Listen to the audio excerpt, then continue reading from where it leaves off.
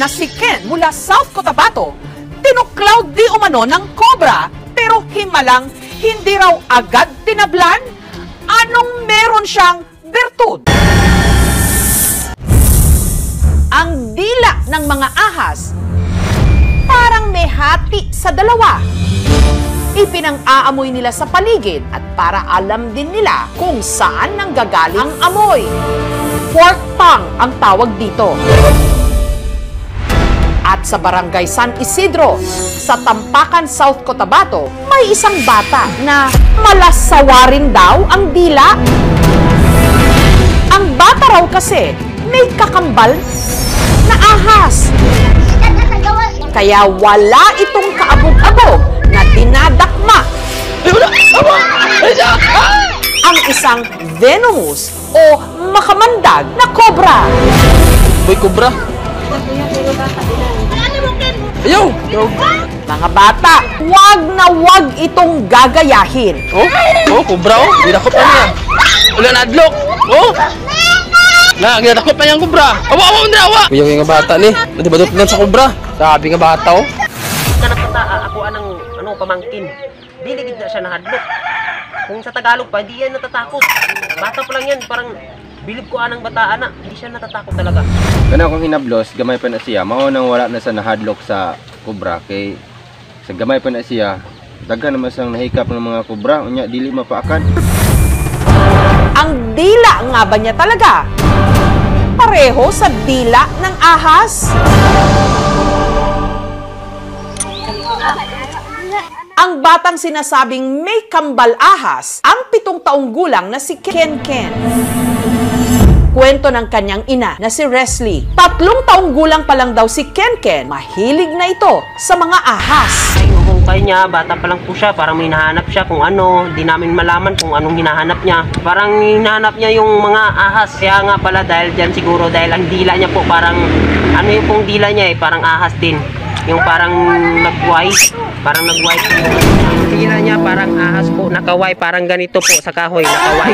Yan, parang ganyan po. Parang ahas din, kaya siguro di siya natatakot kasi maliit pa lang daw siya, sabi ng mama niya, may kambal po siya. Dahil nung isinilang siya, may kasamang ahas daw. Bata pa lang po siya, hinahanap niya kung ano-ano na. Parang may hinahanap siya, hinuhukay niya sa halaman, hinuhukay niya sa lupa. Yun, kapag may ahas yung makikita, hindi siya natatakot. Gaya ng ahas, bigla-bigla na lang din daw itong nawawala. Kaya bata oh. Boy, cobra. Wala rin itong katakot-takot sa mga ahas. Oh, cobra oh. Ginakot pa niya. Hinuhuli at hinahawakan pa niya ang mga ito. Siguro gaslig siya siguro sa una nga sang gamay pa siya. Nga kuan na nasay kapid nga manugpod mo kanang cobra ba. May isa gito ka time na nahadlok gito sa to, ano, natatakot ako ba kay iya kong giitsahan og kuan manog, nya cobra pa di ay. Tama aga. Hindi ka natatakot yan. Hindi. Saan mo nakuha yan? Ikaw talaga, pahamak ka talaga bata ka. Alam mo, ikakamatay mo yan, makakatin yan. Hindi ka natatakot. Uli mo yan to. Hindi ko alam kung saan bahay ko eh. Ha? Hindi mo alam ang bahay niya? Bakit mo napulot yan? Saan mo nakuha? Sa kagubatan. Talagang bata ka, wala ka talagang magawa. Balik ako yung anang kubrahan na nga, dili ka gid na madugayan gid. Pwede gid na nimong ikabaylo imong kabuhi ana. Hindi na raw nagtataka si Resli dahil ang kanyang anak ipinaglihi niya talaga sa ahas. Hindi po ako natatakot kasi umaasa po ako na hindi po ako saktan kasi may kambal po ako na ahas. Yun kasi ang sabi ng nanay ko, may kambal akong ahas sa pagsilang ko. Hindi ko po alam bakit ako hindi natatakot dahil tingin ko parang laruan lang sila. Parang sarap nilang laruin. Nung pagkagat sa akin, parang wala lang sa akin. Ako, kinakabahan ako sa kanya, baka anong mangyari sa kanya, baka malason siya. At may iba raw silang di umano kakatwang karanasan. Ako na sang gitupihan, kon bang bok ipalipot na ako ba unya. Nay nakita na ako nga pagunting nako, nay gagimog-gimog siyang buhok nga murag pug mga manog ba nakita nako. Malis ka, wag kang manggulo. Parang nakikinig sa kanya, parang naintindihan siya po ng mga ahas. kapag sinabi niya nga alis, umalis agad. Umalis ka, huwag kang manggulo. Bilib talaga ako sa kanya kasi parang wala lang sa kanya. Parang pinaglalaroan niya po.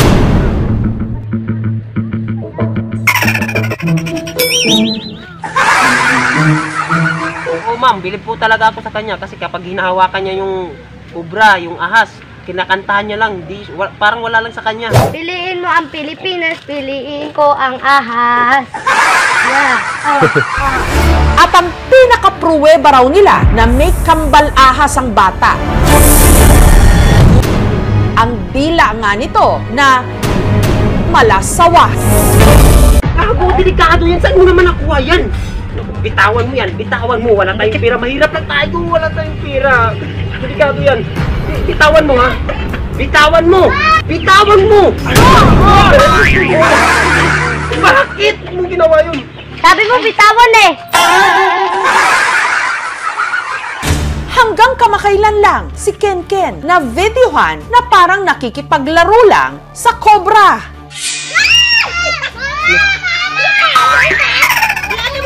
Ayaw! Kuya nga bata ni. Nadibadot lang sa kubra. Sabi nga bata ni.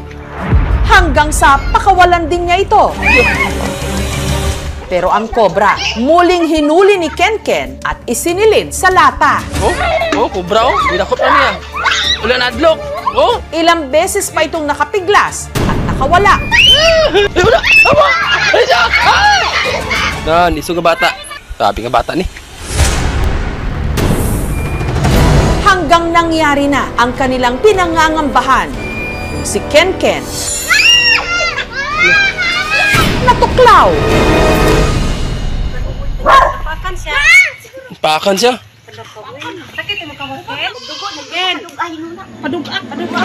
Gayunman, parang wala lang daw nangyari kay Ken Ken.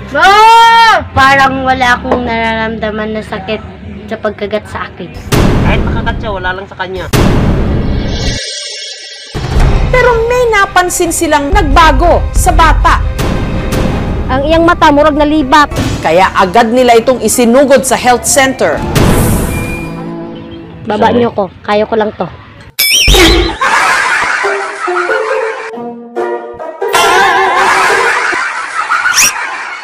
Kaya niya daw, kahit sinugod siya sa ospital, kaya niya lang daw. Kahit Hadlok na kayo ko binako mga kunas ba malaso na sa kubra kay pilara magud kami no to inuras ragod ng kubra ug makagtan ka. Maraming ahas dyan, makamandag, nakamamatay.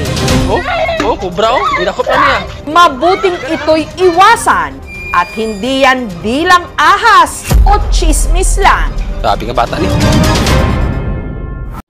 Meron daw aparisyon pero hindi buong imahe, kundi kamay lang daw ni Hesukristo. Kaway-kaway dyan sa mga nakakakita ng kakaiba raw sa litratong ito.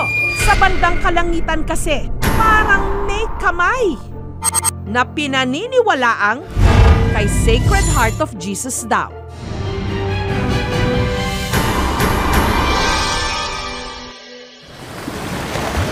Nagsimula ang lahat sa beach resort na ito sa Panglao, Bohol.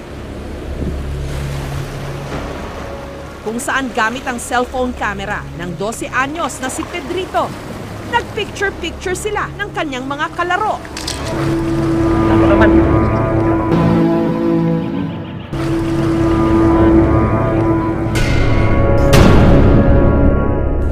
Nalabutan ako sa picture na yun. Hindi namin binura kasi ipapakita muna namin sa barkada namin o kapitbahay namin. Wala raw silang ideya kung kanino ang kamay na yon at hindi raw nila ito inedit. Hindi sila naniwala kasi akala nila edit lang daw. Alam kasi nila na magaling akong mag-edit.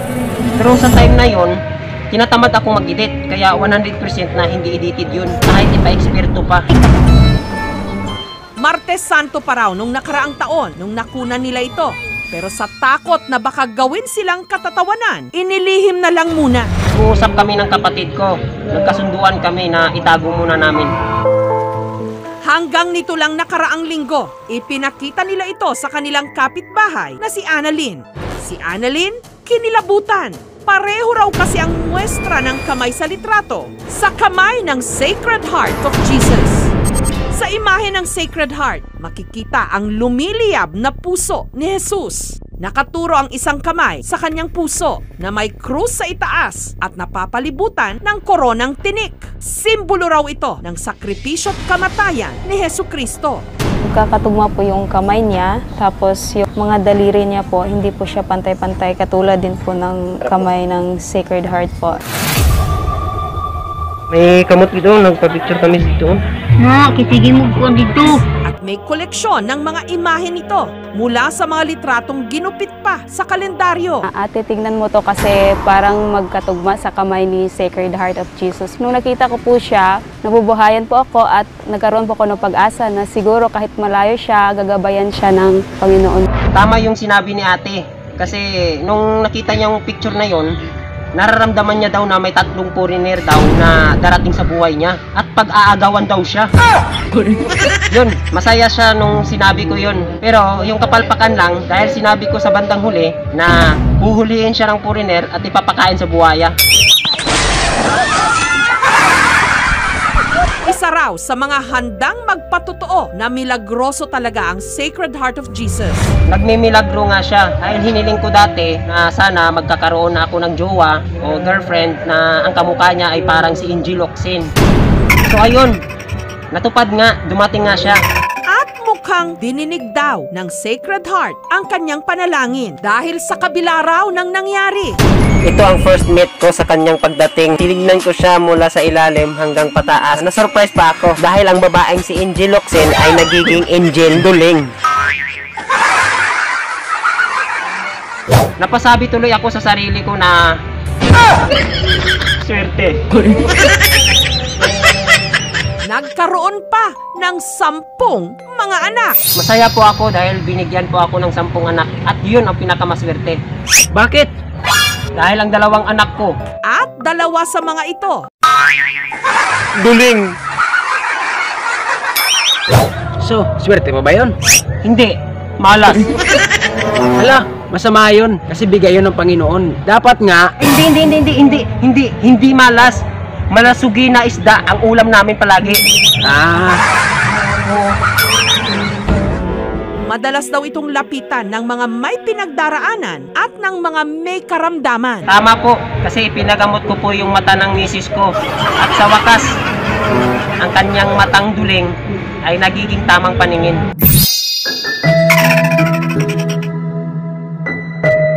Maraming salamat po.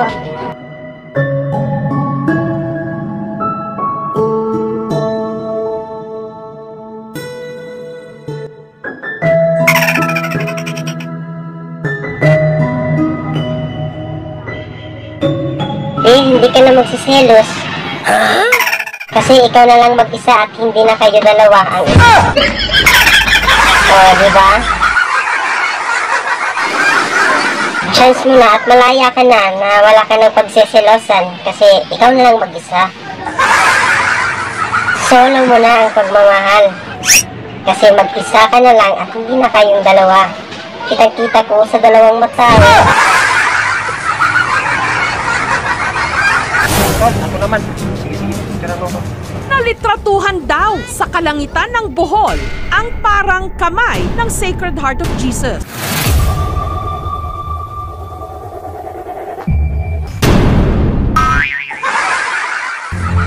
Nabunggo yung bibig ko sa ulo niya dahil nagulat siya. At ako naman, nagulat naman ako sa ulo niya na gumagano, no? Aparisyon nga ba ito o imahinasyon lang? Ang litrato, ipinasuri ng aming team sa isang photographer at dalubhasa sa image technology na si Lord Pucon. Pinuntahan muna ni Lord ang spot kung saan nakunan ang litrato. Wala naman akong kakaibang nakita mga puno o di kaya kakaibang mga cloud. So, usual. Sinuri rin ni Lord ang litrato sa kanyang computer. Klarong-klaro naman sa picture na makita natin na hindi sa ginalaw, hindi sa edited. So sa time kapag shoot nila, totoong nangyayari talaga yun. Kaya lang, yung paniwalaan nilang kamay na Sacred Heart, hindi yan totoo. Kasi kamay rin niya ng tao eh, nag-double image lang. In one frame, na-record siya ng 2 image. So tinatawag natin itong double exposure. Kamay lang ang nakita, Dahil yun lang ang parang may light na area. Totoo man siya o hindi, naniniwala pa rin ako na ay nandyan pa rin ang Panginoon sa tabi mo. Gagabayan ka niya sa lahat ng pagsubok na darating. Hindi sapat ang isang litrato lang para maging basihan na may milagro o aparisyon. Lalo pat ang tunay na himala nasa lalim ng ating pananampalataya, nasa ating mga puso. Ito lang. Spark!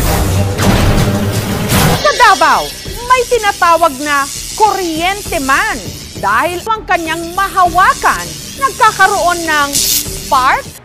Katulad ng mga kwento ng mga superhero, nagsimula ang pagbabago sa buhay ni Teacher Lino.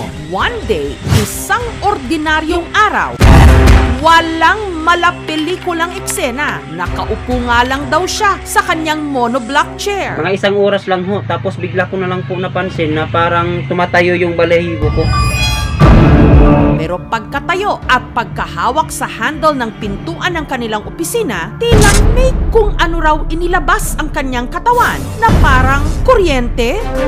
Sa mga napapawedi nga, ito ang resibo. Watch me mga tol.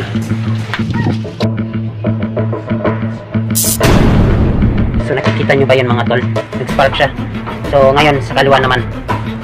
Dito naman, subukan natin dito mga tol.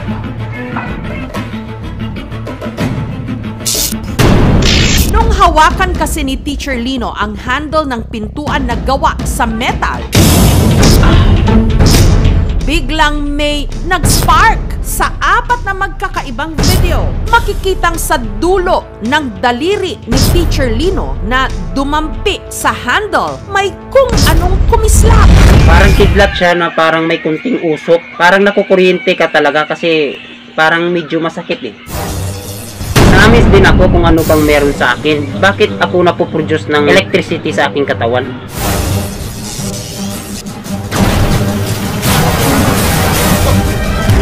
Superpower, sir! Electric man? Ang bagong superhero! Daming nagko-comment, superpower daw ako, nagge-generate daw ako ng kuryente, at superhero daw ako.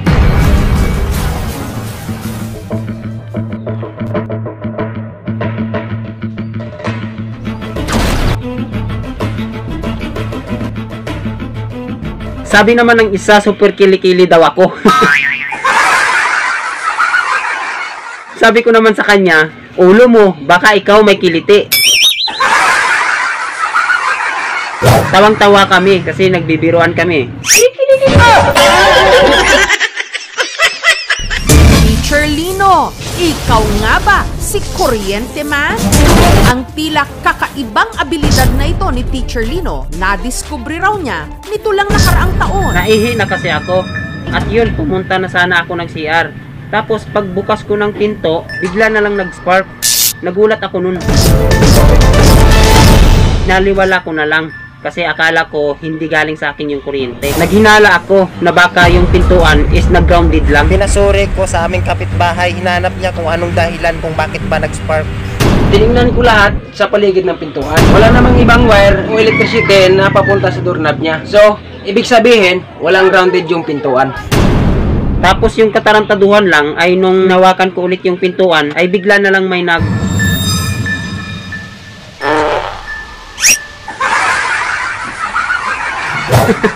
nautot pala ako. Magsisiyar sana ako eh. Naiinis ako sa sarili ko kasi nagsusuka pa ako sa sarili kong utot. Kung pagkalooban daw ng superpower si Lino, isa sa hihilingin niya, Ihilingin ko na kahit anong uri ng kalaban ko ay kayang-kaya ko.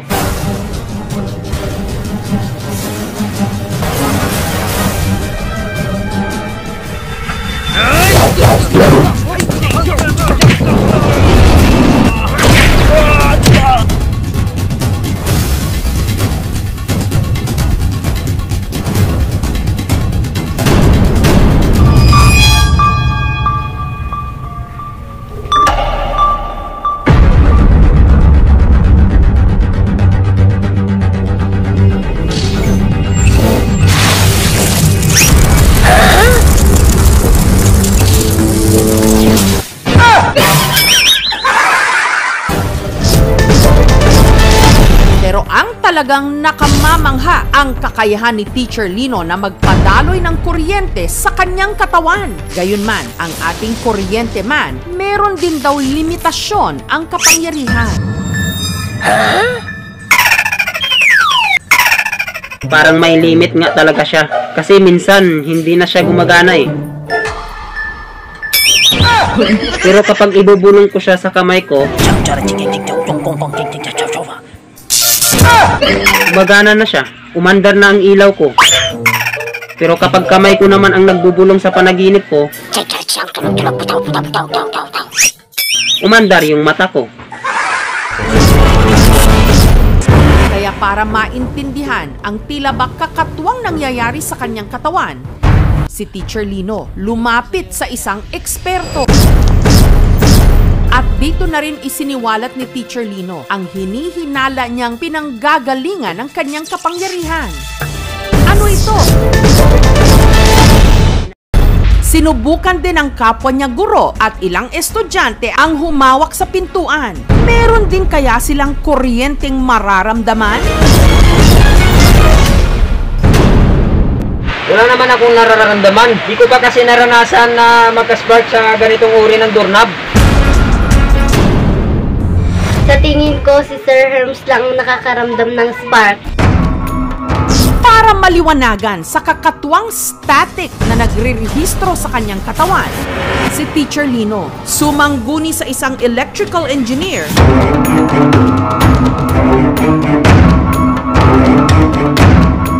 Meron tayong tinatawag na triboelectric effect or triboelectric charging. When magkakaroon ng friction, lumilipat yung charge. In the case of plastic, usually nagiging negative recharge na kumukuha siya ng electrons. And ikaw at yung damit mo, nagiging positive recharge. When nakaupo ka, yung charge ng upuan mo at saka ikaw, balance lang yun. Pero nung tumayo ka na, yung ibang electrons mo, nakapalibot sa atoms, usually napunta na doon sa plastic chair. The metal are good for conductor of electricity. Pero dahil positive ka, tapos ito neutral, pero maraming electrons, yung voltage na ma-develop between you and the metal door, pag maglapit ng ganito, it is enough para mag-jump yung electrons from the door to you. Kaya nagkakaroon ng maliit na kidlat or spark. Normal to, nangyayari yan madalas. Ang tunay na superhero hindi nasusukat sa pagkakaroon nito ng pambihirang abilidad, pero kung paano nito ginagamit ang kanyang kakayahan para matulungan ang mga kapwa niyang nangangailangan. Pumutok din ang balita na ang target hindi raw tinablan ng bala.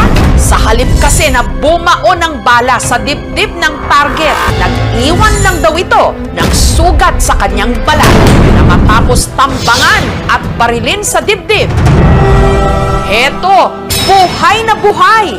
At ang pagkakaligtas daw niya kay kamatayan, utang niya sa kanyang agimat.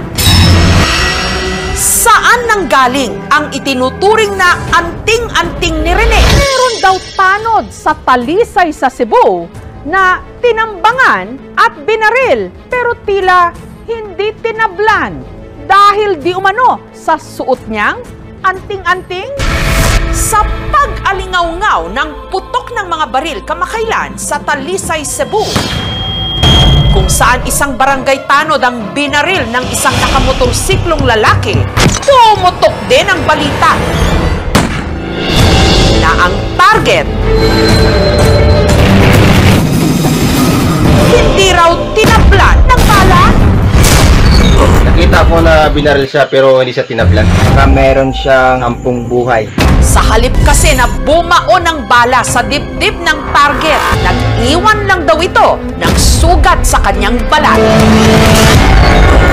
Gulat na gulat po ako sa pagbaril ko sa kanya kasi parang hindi siya tinablan ng bala eh. Tuloy-tuloy pa rin ang takbo niya. Ang muntika ng maging kwento na lang ngayon, si Rene, hindi niya tunay na pangalan, na matapos tambangan at barilin sa dibdib. Heto, buhay na buhay! At ang pagkakaligtas daw niya kay kamatayan, utang niya sa kanyang agimat.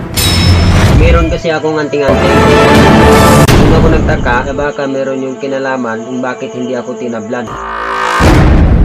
Ang tangkad ibang pamamaril kay Rene nangyari habang papauwi siya umaga nitong August 10. Hindi ko talaga in-expect na bigla ko siyang nakita at binaril niya ako. Agad daw siya nitong tinutukan ng baril. Dito mismo ako tinamaan. Sa kabila ng nangyari, nagawa pa rin daw ni Rene na makatakas. Dumiretso lang po ako. Pagdating ko sa unahan, napahinto ako kasi masakit na yung dibdib ko. Pero ang bala na ipinutok sa kanya, hindi raw bumaon sa kanyang dibdib. Sa halip, nag-iwan lang ng mababaw na sugat sa kanyang balat. Napatunayan daw ni Rene na mabisa ang suot-suot niyang di umano anting-anting. Saan nanggaling ang itinuturing na anting-anting ni Rene na siya raw dahilan kung bakit tila siya bulletproof? Binigay kasi yun ng lulo ko dati. Tapos may kasama pa yun na nakabalot na papel. Isa itong kwintas na may dalawang palawit o pendant. Ang isa gawa sa kulay brown na tela na naglalaman ng isang bato. Habang ang isa naman, merong imahe ng lalaking nagngangalang Emmanuel Sagrado o kung tawagin nila, Amahan. Na paniniwala sa anting-anting ay napakalumang paniniwala ng ating mga ninuno. Noong unang panahon na yon, wala nang pulis. Pag meron silang anting-anting na dala, no, ang feeling nila may magpoprotekta sa kanila. Sa kabila nito, matibay pa rin ang paniniwala ni Rene sa kanyang di umano'y agimat. Ito raw kasi ang pinagkakautangan niya ng pangalawa niyang buhay. Ang suspect sa pamamaril kay Rene, patuloy ngayong pinaghahanap ng PNP. Kilala ko yung nagbaril sa akin. Namukhaan ko kasi siya eh. Ha? Namukhaan mo siya? Oo, sir. Okay, bukas ng umaga, puntahan natin bago pumutok ang araw. Okay, sir? Kinilala na ito ni Rene, di umano, si alias Chan.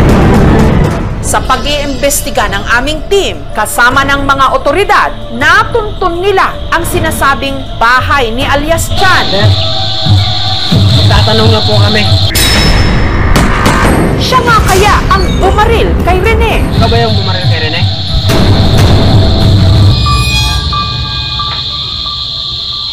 Oh! Ako nga. Bakit? Inireport pa ako ni Rene? Oo!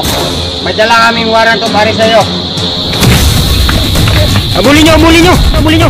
Abulin nyo! Abulin nyo! Abulin nyo!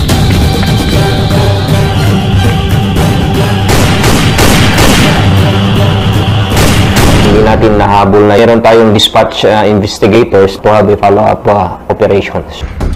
At hindi lang daw siya ang target nito, kundi lahat daw silang mga tanod sa kanilang barangay.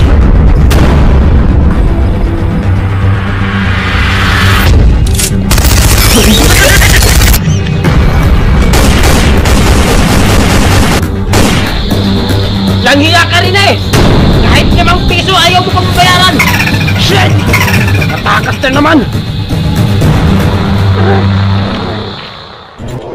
Pati ang anak daw ni Rene, di umano, pinagbantaan nito.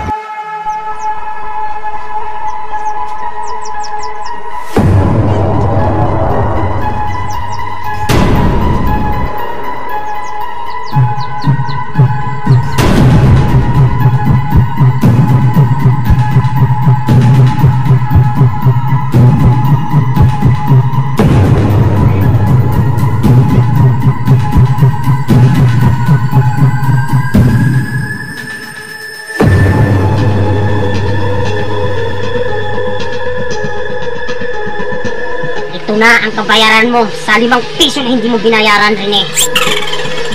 Magdusa ka, pagsisihan mo.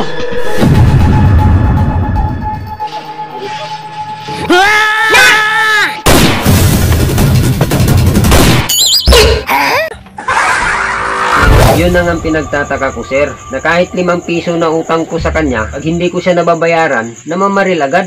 Sa pamamaril kay Rene, patuloy ngayong pinaghahanap ng PNP. Sa pagsasaliksik ng aming team, natuntun nila ang bahay ni alias Chan. Ang humarap sa aming team, ang nagpakilalang ina nito na si Estrella. kadadto wala na siya kaurihan to drone. Di ko gustong magdako ni kundi magkampanay lang. Hindi na raw nakauwi si alias dyan, sabi ng nanay niya. Pero muli kaming nagkatagpo at nakita niya ako. Doon ko nagamit ang papel na binigay ni Lolo kasama yung agimat.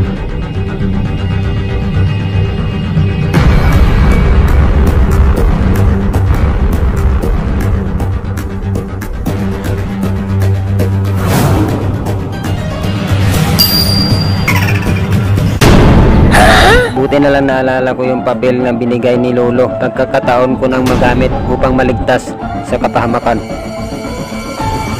Apo, tumakbo ka lang at magiging ligtas ka na. Takbo lang pala ang nakasulat sa papel. Oh! Akala ko Latin, takbo lang pala.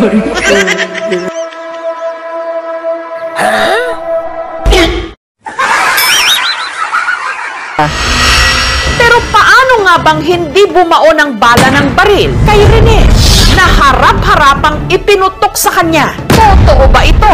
Ang mga pulis may teorya. Either po, tumama muna sa hard object yung bala bago pumunta sa katawan ng ating biktima. At ang nagpapatibay raw sa teorya nilang ito, ang na-recover nilang piraso ng bakal na nakadikit sa damit ni Rene nung siya'y binaril. Kasi kung tumama, ibig sabihin, splinter na po yung lid, yun yung nakita nyo na kumapit doon sa damit ng biktima. Habang ang nag-iwan naman daw ng sugat sa kanyang dibdib, ang impact ng pagtama ng matigas na bagay na direktang tinamaan ng bala. Siguro, parang blunt force na yan, tapos uminit, so yun yung nag-cause ng malaking sugat. Kasi kung penetration po yan, maliit lang po yung supposedly na entrada po ng bala doon sa katawan ng ating biktima. Posible na nagkaroon ng pababago doon sa line of sight mismo ng gunman at hindi ito directly na nakatutok doon sa ating biktima. Kaya maaaring nagkaroon lamang ng pagdaplis ng bala at hindi ito dahil sa kapangyarihan ng anting-anting. Tumalab man ang di umano'y agimat o hindi, ang mas mahalaga kay Rene ngayon, ang kaligtasan niya at ng kanyang pamilya. Nagbagong isip po ako na itigil ko na lang ang kaso kasi mas importante yung pamilya ko. Kaya babayaran ko na lang siya. Maliit lang naman yun eh. 5 piso. Kahit maliit, babayaran ko na lang siya. Kasi baka bibili niya pa ng Nescafe Classic. Mag-ingat kahit pa may kinakapitang agimat. Dahil pag ito'y pumalya, na wag naman sana. Pero malamang sa malamang, isang bala ka lang. May malaking itlog na nahulog mula sa isang puno. Itlog nga kaya talaga ito. Habang nagkukumpuni si Winifredo kamakailan ng mga sirang tubo ng tubig sa Tabogon, Cebu, walang kung ano-ano. May bumagsak galing sa puno ng mangga. Siyempre, tinignan ko, pinuntahan ko talaga kung ano ba yung nalaglag. At dito tumambat sa kanya ang isang napakalaking itlog. Laking gulat ko kasi higanting itlog ang bumagsak sa lupa. Imbis bunga ng mangga, bakit itlog pa? Tinignan ko sa taas kung may malaking ibon ba. Pero wala eh. Natatakot ako. Parang naninindig balibo ko. Ang giant itlog tumitimbang ng 1 1/4 kilo. Hindi hamak na mas malaki sa itlog ng manok. Bilohaba, makapalang shell, at dirty white na manilaw-nilaw. Tubig. Muna hibong pamigunsa ni. Baka itlog ni King Kong. Parang itlog ng dinosaur. Alien. O baka itlog ni Lolong. Yung palabas sa Jamie. O baka itlog ng alien. Oo, tama. Baka itlog na galing spaceship. Ang daming nag-try na hawakan yun kasi baka may swerte daw o himala.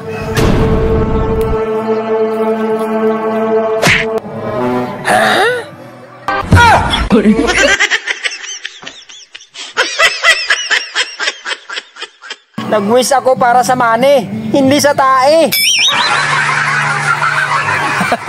Natawa ako sa kanya kasi seryoso siyang nag-wish tapos sinurprise pa siya ng tae. Naiinis ako, ba't iba ang punta ng wish ko? Ang giant itlog, itinabi muna ni Winifredo sa tray na may sapin at takip. Iniingatan ko talaga kasi baka mabasag. Pero ano nga bang klase ng itlog ito? Parang Jurassic. Palagi ko parang itlog ng krokodil. Posible naman kung itlog ng buhaya yon kasi malayo ang dagat sa amin eh. Dahil dito, sa pangunguna ng DNR sa Region 7, sinuri ang giant itlog. Kasi ang buhaya, iba rin yung shape ng egg. Kung snake naman, iba rin ang shape. Wala din kasi noon ng mga species na ibon or any reptiles na ganun kalaki yung itlog. Sinubukan din itong ilubog sa tubig. Sabi ko, subukan natin sa tubig. Pag ito'y lumubog sa tubig, bago yung itlog. Pag ito'y lumutang, ibig sabihin, bugok na yung itlog. Ilang sandali pa. So ayun nga, nakita na lumulutang yung itlog, ibig sabihin, bugok na yon. Nung nakita niya yung itlog na yon, luma na yon. Matapos ang mga pagsusuri, sigurado ang kinatawan ng Cebu Safari na ang itlog na ito parang Jurassic. Nung una nakita ko yun bumagsak sa taas ng mangga tapos bumagsak sa lupa. Tapos pinuntahan ko, nakita ko higanting itlog. Tapos hinawakan ko, tinry ko talagang hinawakan. Paghawak ko, tapos tinignan ko na bigla kasi ako naamis ako sa itlog na yun kasi ang laki. Tapos bigla na lang na parang lumilindol. O, pagtingin ko sa taas, nako.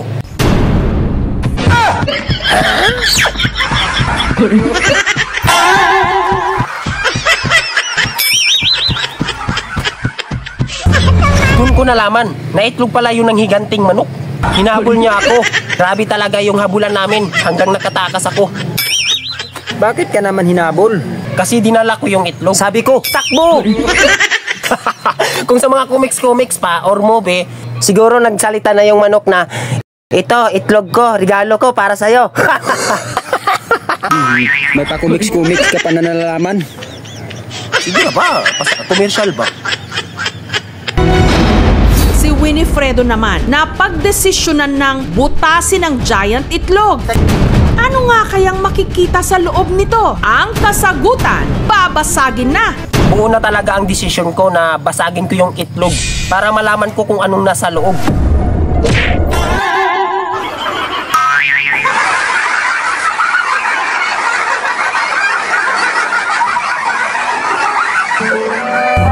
Naisip ko, parang gumanti yung itlog. Kasi pumalpak ako eh. Nasaktan yung paa ko. Parang itlog pang may kasalanan. Ang sabihin mo, tanga yung ginawa mo.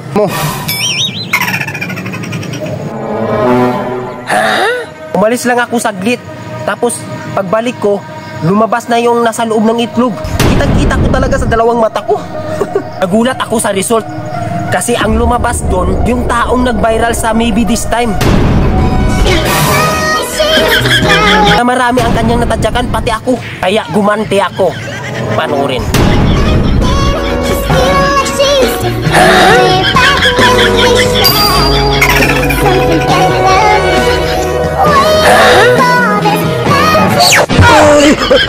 Hachi!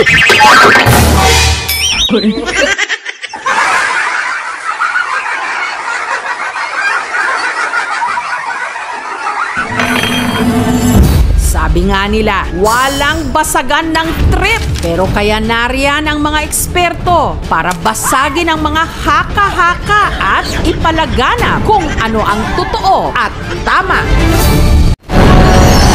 Sinapian? May nahuli kang na umiiyak. Sino siya? At ano ang mensaheng gusto niyang iparating? Sa kailaliman ng gabi, natatakot ka rin bang magbanyong mag-isa? Paano kung sa inyong palikuran, meron kang hindi maipaliwanag na karanasan? Pasado alas 10 ng gabi nitong February 25 sa City of Naga sa Cebu, nagpapaantok ang 32 anyos na si Ryan nung bigla akong may narinig na parang umiiyak na babae dun sa banyo. Pakinggan ang tunog na nagpakilabot sa marami.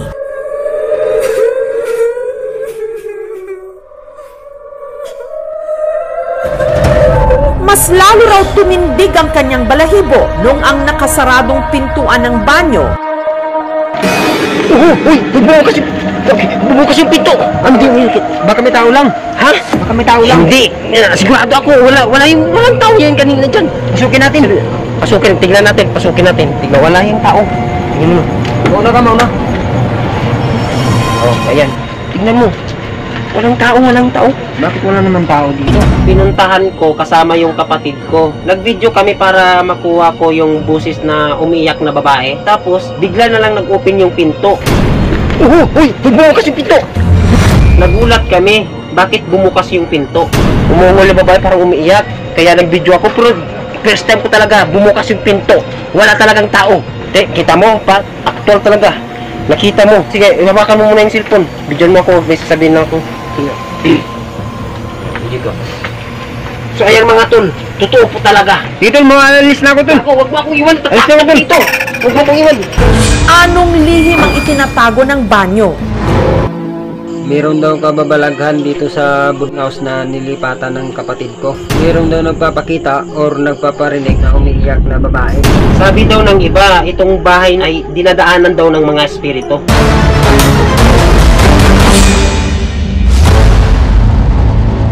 Simula raw nung lumipat si Ryan sa apartment na ito sa barangay Tangke 2, ang kanyang mga pagtulog hindi na raw naging mahimbing.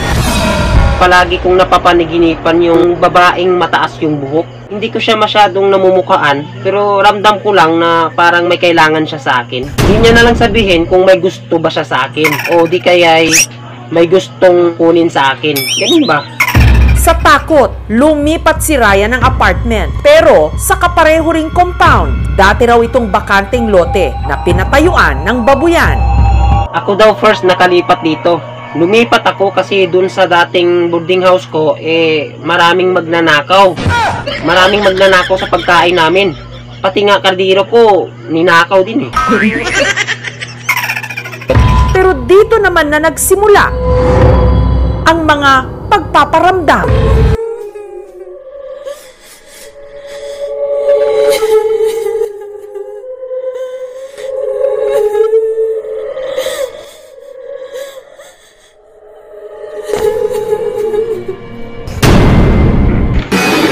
Uy! Bumukas yung pinto! Baka may tao lang. Ha? Baka may tao lang. Ang ilan sa mga nakapanood, duda sa na-videohan ni Ryan. Huwag mo kaming lukohin. Wala yung tao. Scripted. Binayaran lang yung multo. Papansin! Gusto lang naman sumikat. Pero si Ryan, nanindigang hindi ito set up. Maraming nagko-comment, di daw sila naniniwala. Bakit naman ako gagawa ng scripted? Para saan? Di ko nga yun in-expect na mag-viral Basta ang sa akin lang, makapag-post ako, okay na. Yun lang. Katunayan, nasundan pa ang mga kakatwang pangyayari.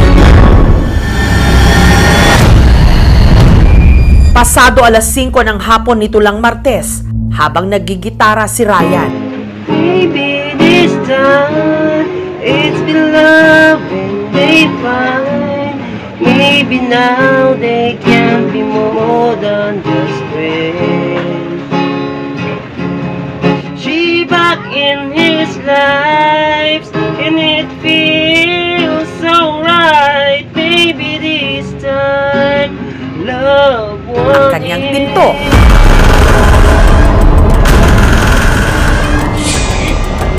Nagpa-practice kasi ako noon ng maybe this time. Kasi viral pa yun Bigla na lang nag-open yung pintuan. Nagulat po ako. Noong nakaraang linggo, karanas talaga ako na pumunta ako sa banyo. Dala ko po itong kinky namin. Kinky po ang tawag sa amin dito.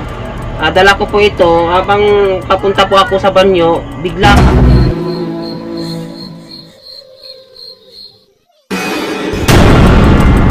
may dumaan. Mabilis po siya. Parang siya na lang yung sinusundan. Tama, parang ako nga ang sinusundan.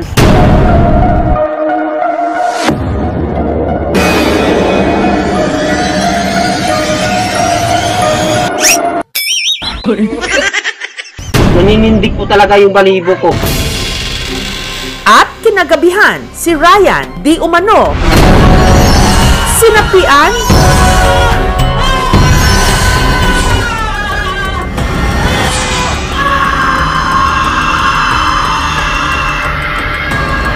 Ang lakas ng sigaw niya. Baliwala lang sa amin, sumigaw siya kasi akala namin nagbablog siya or nagsushooting siyang mag-isa. Wala talaga akong naalala sa mga nangyari. Ramdam ko lang yung sakit ng ulo ko. Hindi naman ako lasing sa time na yun. Paggising ko, marami ng tao. Magbabanyo ka pa ba kung may maririnig kang ganito?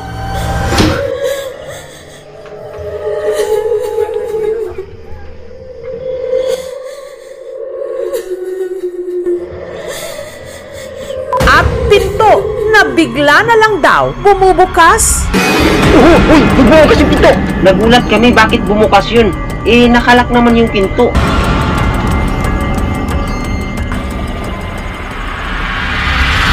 Kahit nakakatakot, pinasok pa rin namin. Baka kasi may magnanakaw eh.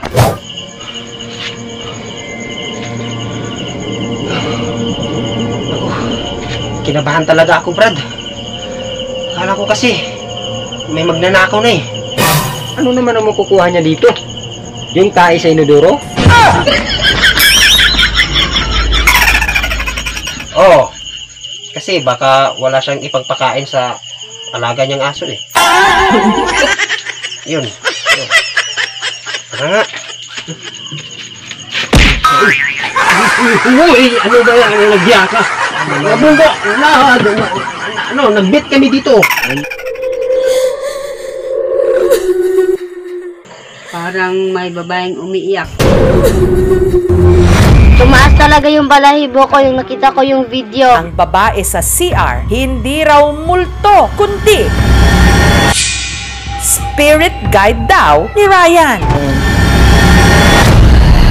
Yun din naisip ko kung spirit guide ko ba siya. Kasi parang sinusundan ako eh. Kasi noong nakaraang araw, nakita kong mag-isa lang naglalakad yung tsinelas.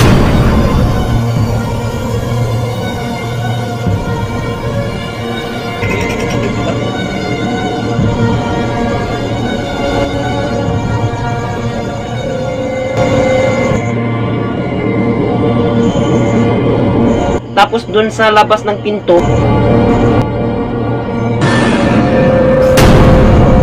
biglang nagpakita yung multo.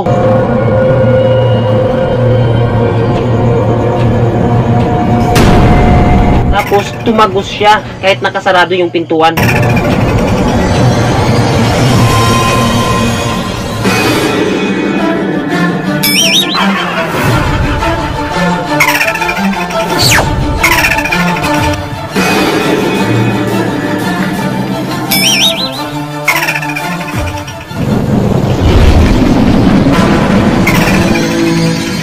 Kahit natatakot na ako, pinilit kong ipaglaban ang kaba para malaman ko kung ano talaga ang kailangan niya.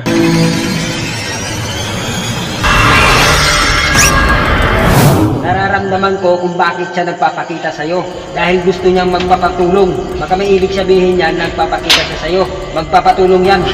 Kaya huwag kang matakot. Lakasan mo ang loob mo. Huwag kang magpapadala sa takot. Dapat tanungin mo kung anong kailangan niya.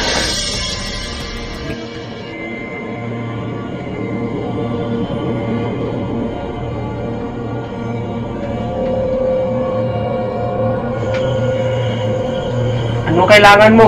Sumugot ka! Ano kailangan mo? Pagkain!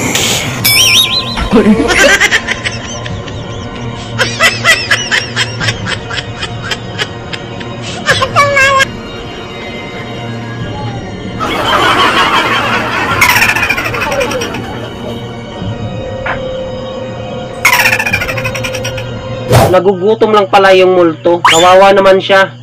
Napatay lang daw siya sa gutom. Ang mga espiritu, mahilig daw talaga sa lugar na malalamig. Katulad ng mga banyo. May iba ring nagsasabing portal ito ng ilang galing sa ibang mundo. Kung totoo ito sa tinatawag nating comfort room, paano pa kaya tayong magiging komportable.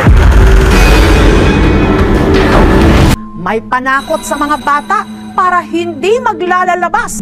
Isang misteryosong manika. Pangalan niya po ay si Chucky Nini.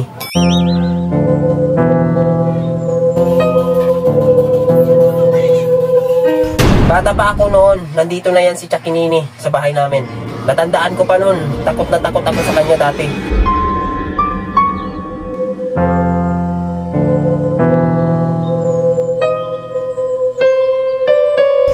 Hinahabol niya kasi yung mga batang supot, kaya may dala-dala yan ng gunting para pamutol sa mga hari ng mga bata.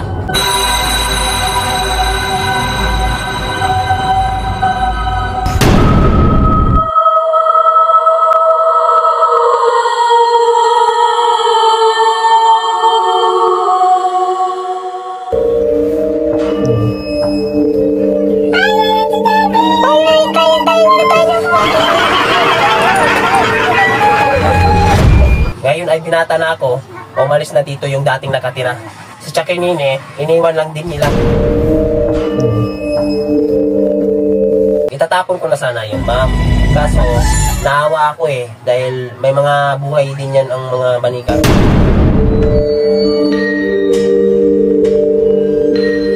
Kaya yun, nilagay ko na lang siya sa drawer na nilalagyan ng mga damit ko.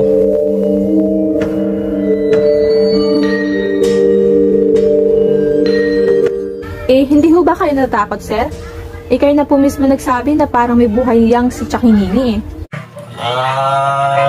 Hindi naman. Bagamat, hindi naman siya nananakit nananansing lang. Ayaw, di ba? Okay lang yun. Okay lang yun sa akin. Kasi sa akin, kung saan siya masaya, doon ako susuporta.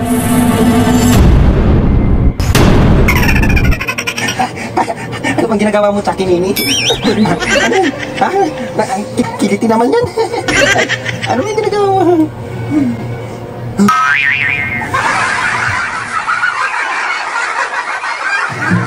Ano yun? Chucky, ba't nilagyan mo ako ng Chucky Nini? Ikaw talaga, langhiya ka. Sir, nagpaparamdam nito ba yung kababalaghan niyang manika? Hindi naman siya totally nagpaparamdam, pero minsan nagpapakita lang. Saka may mga nangyayari. Madalas siyang napupunta sa ibang pwesto, kaya nalaman ko at ramdam ko na may mga nangyayari.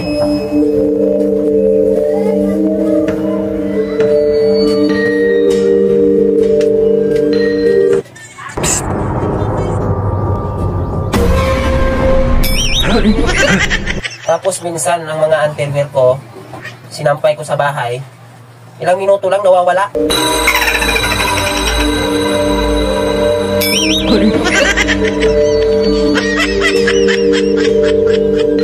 Tapos nakikita ko na lang, nandyan lang pala sa gilid ng kama ko. Hinigaan niya pa. Chucky Nini, anong ginagawa mo sa bed ko?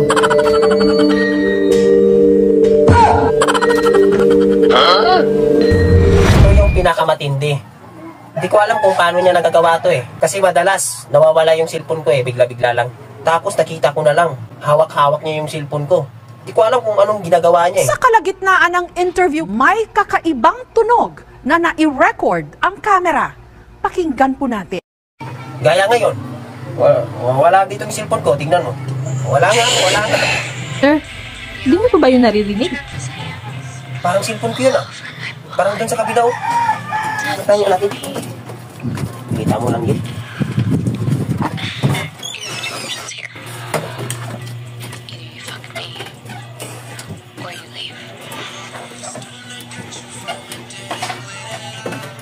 Parang dito banda, ma'am. Parang dito banda, ma'am.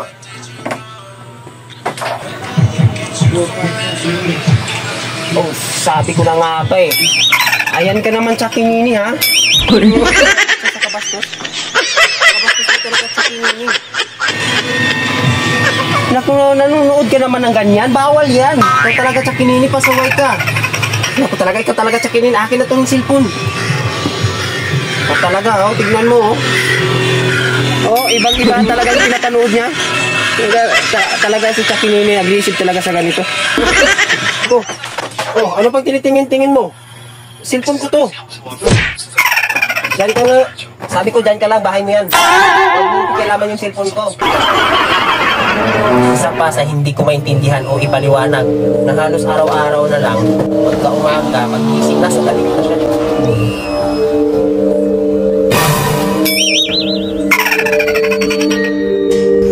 Tapos minsan, pag inaamoy ko yung labi niya, parang amoy buras ng lalaki.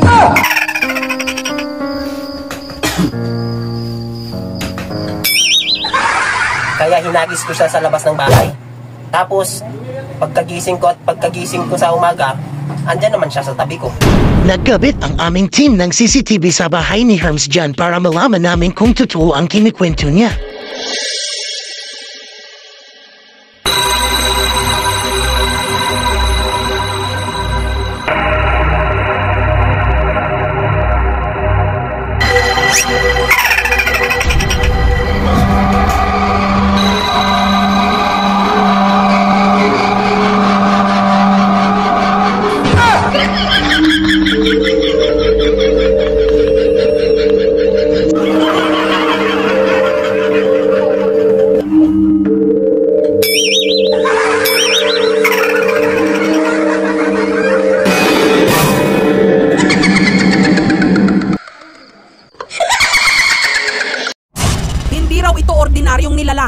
Matangkad, kulay itim.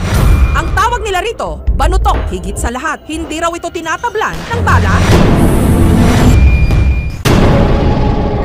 Meron di manong mga miyembro ng isang kulto na kumakatok sa mga bahayan tuwing gabi.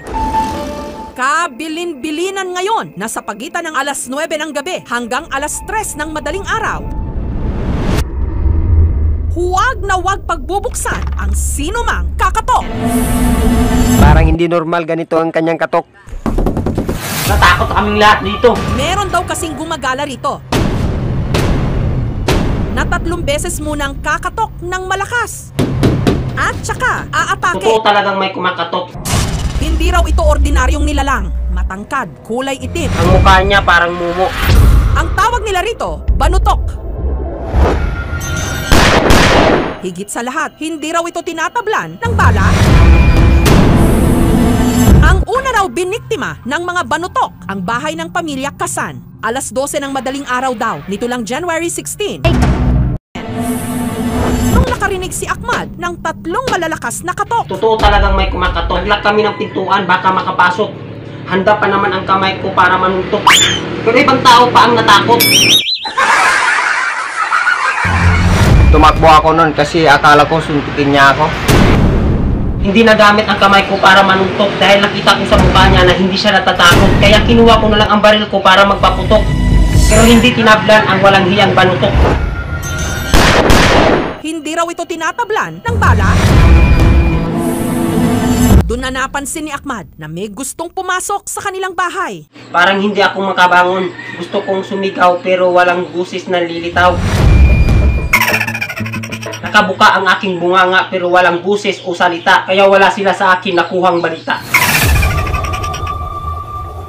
At nung nakabangon na ako, dahan-dahan ako papunta ng pinto. Tapos bigla ko na lang nakita na parang mumo.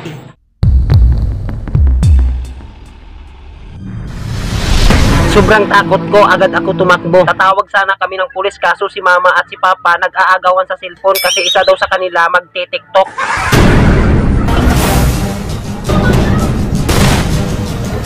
Si Ahmad, sinugod daw ng nangatok. Nasuntok ako dito sa gilid at itinapon ako sa paligid. Tapos napansin ko ang kamay niya na parang madulas na parang may grasa. Mabuti na lang nagising ang mama ko at ang mga pamangkin ko at bumaba sila papunta sa akin. Ang banutok, mabilis daw na nakatakas at naglaho. Ang bilis niyang mawala, parang hula. Sa takot, maaga nang kumakain at nagsasara ng kanilang bahay, sina Ahmad. Ganun lang ang pagkatok niyo.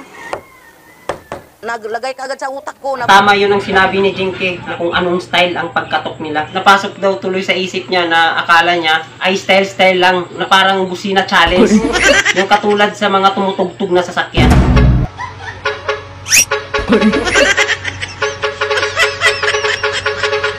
Ang mga kwento-kwento tungkol sa banutok nakarating sa barangay captain. tinatanong ko ng mga tao, di naman ako naniwala. Kasi dapat di natin patuloy yan kasi hindi naman totoo yan. Chismis lang yan, di ba? Hanggang si Kap na raw mismo ang nakaranas.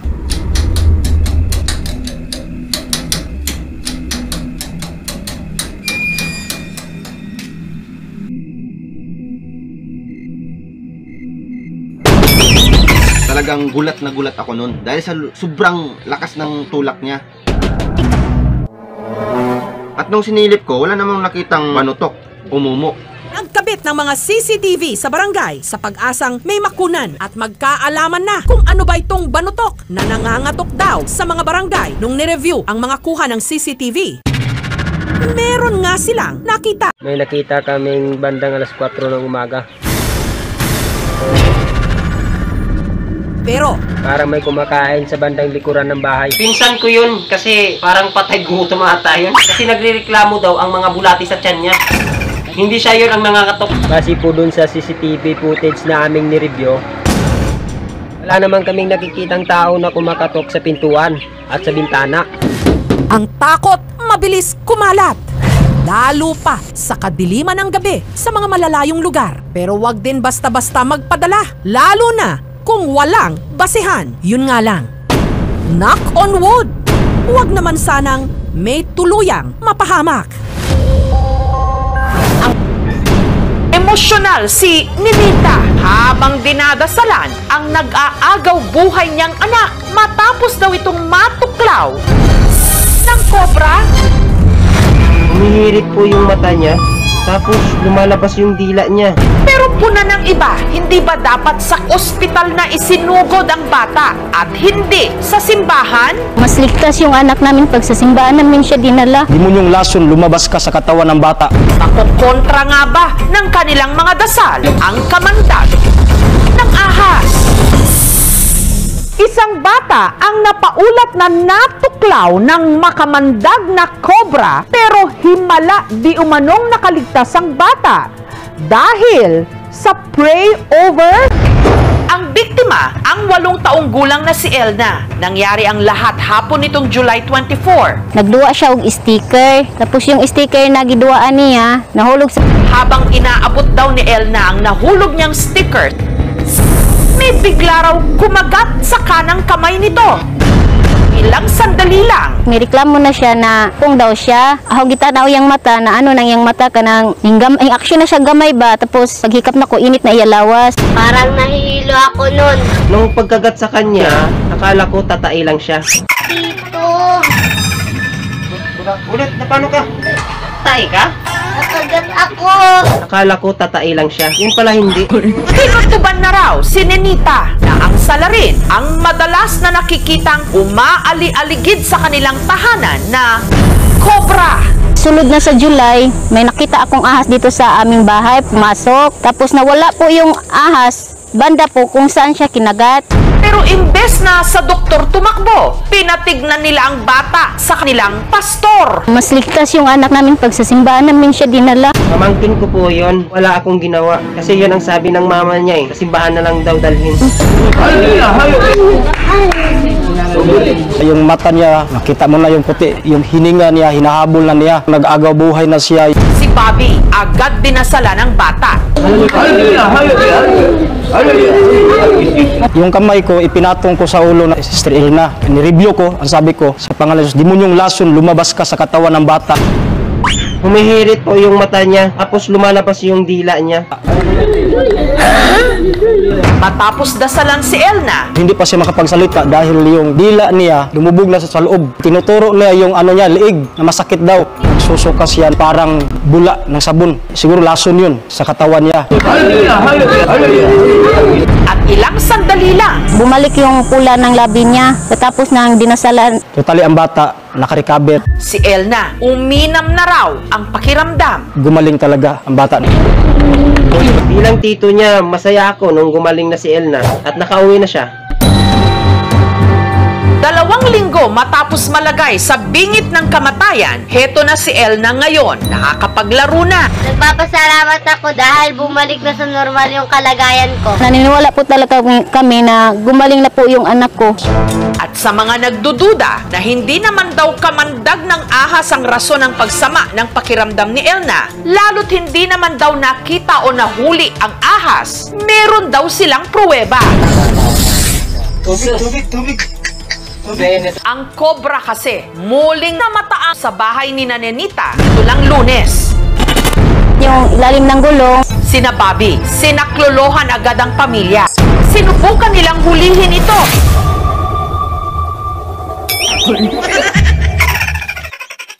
Pero ang ahas, muling nakatakas. Nagtakbuhan kami na parang nakakitang multo. Yagers, sa sobrang takot ko, nadapa ako. Tingnan mong kamay ko. Paano nila mahuli ang ahas?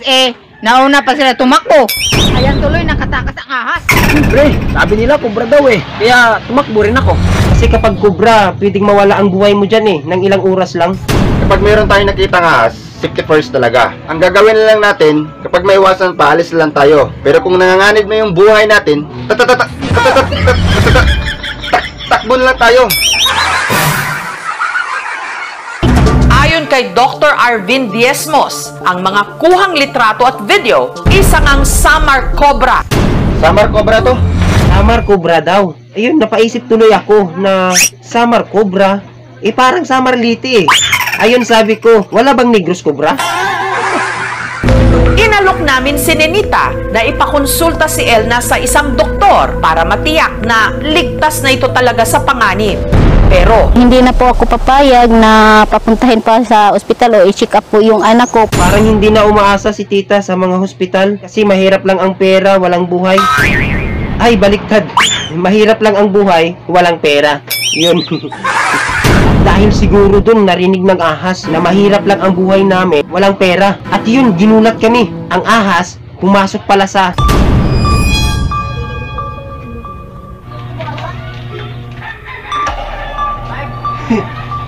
Ito na siguro ang naihanda ni mama sa akin. Bay talaga ni mama.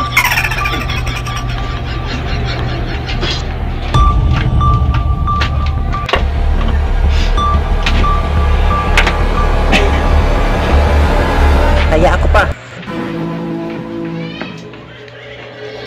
Gutom na talaga ako. Wow! Sino mang matuklaw ng ahas, talaga namang mapapatawag sa Diyos. Pero itakbo agad muna ang biktima sa pinakamalapit na merong anti-venom. Tandaan, nasa Diyos ang awa, pero nasa tao pa rin ang gawa. O diba, para sa isip pa lang, posible nang mangyari. 32 lang daw ito sa buong mundo. Bibihira. First time kong nakakita ng ganong klaseng tigre sa buong mundo. Year of the Tiger. Sa bakuran lang daw ni Mario sa Pililla, Rizal ang kanyang lucky charm. Walang iba kundi mga tigre mismo.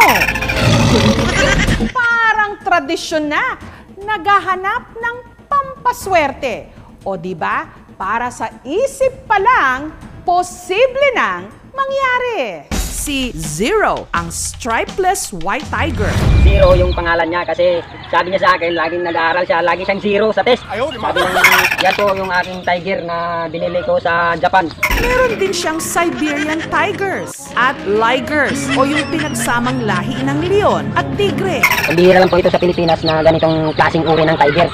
So wala siyang mga giring-giring sa mga balat niya pero sulit naman. Sa Pilipinas po ito nangyari na itong kakaibang tiger na ito. Pero ang pinaka-rare at pinakamahal sa lahat na tinatayang nagkakahalaga ng 10 million pesos, ang kanyang strawberry tiger o golden tabby. 32 lang daw ito sa buong mundo. Bibihira. Bilib talaga ako sa mga tiger ng kapatid ko. Ang tatapang pa ng mga tiger niya. Ito po si Zero. Binili ko po ito mahigit po 50,000 po. Bata pa po siya, binili ko po yan. Kasi nakita ko po sa kanyang sarili na ibang-iba siya. Ibang-iba siya sa ibang lahi ng tiger. Ang mga tigreng ito, imported from China, Siberia, at Middle East. At lahat ng ito, merong mga permit. Hindi lang tayo basta-basta mag-alaga ng mga tiger kasi meron tayong batas na sinusunod na kailangan natin kumuha ng DNR permit. So, hindi ko na matiis kasi kumuturot ng sikmura, tatahay na ako. Ang ilan sa mga alagang tigre ni Mario, housemate pa raw nila noon. Yung nakakatanda kong kapatid, mahilig talaga po yan sa mga hayop. Nagtaka nga ako dahil yung tiger pinili niya, parang ibang klaseng kulay eh. Nagtaka nga ako, bakit niya pa binili ng 50,000 ang ganitong uri ng tiger niya? Kasi parang ibang klaseng kulay yung tiger na pinili niya eh. Hindi pa rin daw maiiwasan ni Mario na makalmot at masugatan. Hindi natin maiwasan na masugatan kasi nag-alaga tayo ng mga hayop at saka katulad ng mga tiger. So masusugatan rin talaga tayo kasi masusungit yung ibang klaseng tiger eh. Lalong-lalo na sa paa ko, malalim yun kasi kinalmot ng tiger. Pero bukod sa kalmot ng tigre, mabubutas din daw ang iyong bulsa sa kanilang pagkain na mahigit 10 kilos na karne kada araw o katumbas ng 8 to 24,000 pesos. So medyo magastos din pero okay lang kasi sasayahan lang ako sa pag-alaga sa kanila. Minsan nga nagka-construction worker na ako, naghahanap ako ng kahit anong trabaho para lang may pagkain sa kanila. Pero sulit naman daw lahat ng ito. Swerte nga ako sa mga alaga kong tiger kasi yung bahay ko noon pinagtagpi-tagpi lang ng mga trapal. Pero ngayon, up and down na. Ang ating kapalaran, hindi lang dapat inaasa sa swerte. Katulad ng mga tigre, dapat maging agresibo tayo. Roar kung roar! Disclaimer, ang video na panood nyo po ay parody lamang. Huwag nyo sanang silisuhin dahil ito po ay for vlogging lamang, for entertainment only. At kung nagustuhan mo ang video ito, paki-like na lang po and leave the comment. At syempre, kung hindi ka pa nakapag-follow or subscribe, mag-subscribe na po or follow para lagi kang updated sa aking mga panibagong parody videos. At hanggang dito na lang. See you next video.